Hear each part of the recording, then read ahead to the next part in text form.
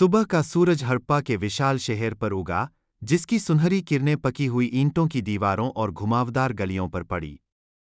मिट्टी के चिमनियों से धीरे धीरे धुआं उठ रहा था, क्योंकि परिवार अपने सुबह के भोजन की तैयारी कर रहे थे और भुने हुए अनाज की खुशबू हवा में फैल रही थी। शहर अभी भी सांस ले रहा था, अभी भी जीवन से धड़क रहा था, लेकिन इसकी सतह के नीचे कुछ बदल रहा था।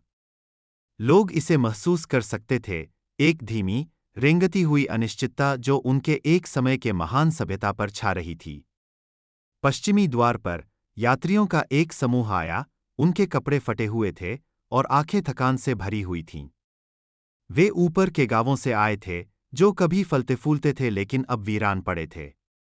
उनमें से एक, धूप से झुलसी त्वचा वाला एक बूढ़ा आदमी, नदी के बारे में बताने लगा, कैसे उसने अपना रास्ता बदल लिया था, जिससे खेत सूख गए और बेकार हो गए थे।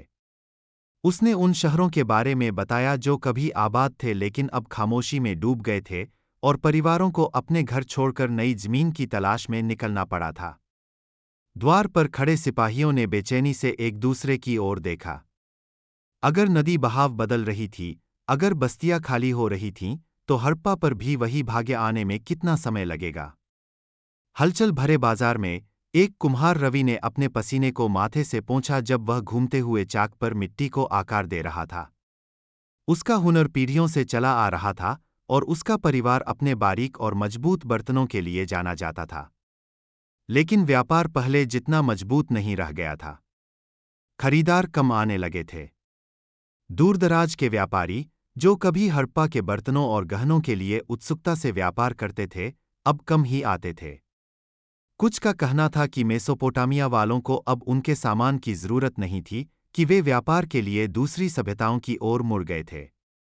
कुछ फुसफुसाते थे कि व्यापारी यात्रा से डरने लगे थे, कि कुछ रास्ते अब बहुत खतरनाक हो गए थे, जहां डाकू और खंडहर होते बस्तियां थीं। अनाज भंडार जिले के पास एक किसान गोदामों के बीच से गुजरा, उसका दिल भारी था। पिछली फसल खराब रही थी और शहर के लिए जमा किया गया अनाज पहले जितना भरपूर नहीं था। वह इस जमीन को अच्छी तरह जानता था, यह उसके पिता की जमीन थी और उससे पहले उसके पिता के पिता की, लेकिन कुछ बदल गया था। बारिश अब पहले जैसी नहीं होती थी। खेत थक गए थे, उनकी ताकत खत्म हो गई थी और वे बढ़ती आबादी को सहारा नहीं दे पा रहे थे। कुछ किसान पहले ही पूर्व की ओर जा चुके थे, उम्मीद में कि वहां उन्हें उपजाऊ जमीन मिलेगी। वह सोच रहा था कि क्या उसे भी जल्द ही यह चुनाव करना पड़ेगा। नदी के किनारे पानी उतना ऊंचा नहीं था जितना होना चाहिए था। मछुआरों का एक समूह इकट्ठा हुआ, धीमी गति से बहते पानी को देखते हुए उनके चेहरों पर चिंता झलक रही थी।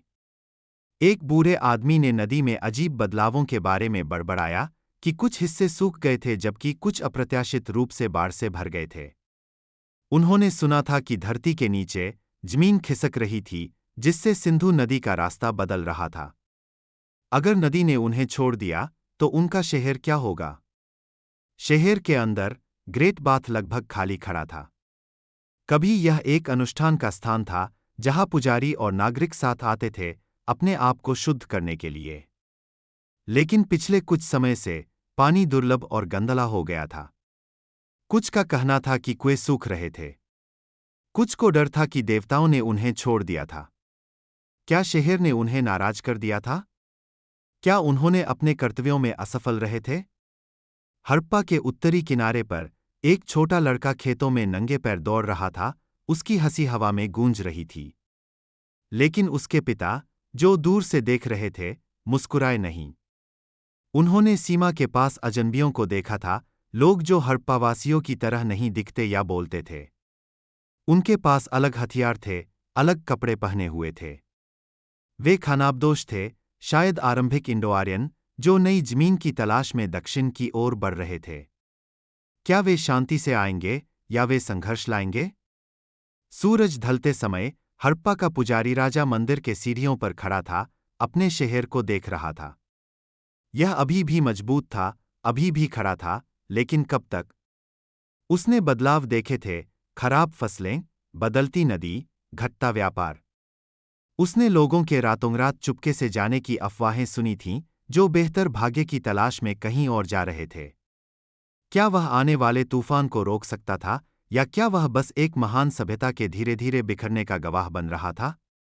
उस रात हड़प्पा की गलियों में हवा एक अजीब सी खामोशी लेकर आई। बाजार सामान्य से पहले बंद हो गए थे। ग्रेट बाथ खाली पड़ा था। घरों की अंगीठियों में आग धीमी पड़ गई थी। शहर अभी भी खड़ा था, लेकिन कुछ अलग सा महसूस हो रहा था। क्या यह अंत की शुरुआत थी? या यह बस कुछ नए की शुरुआत थी?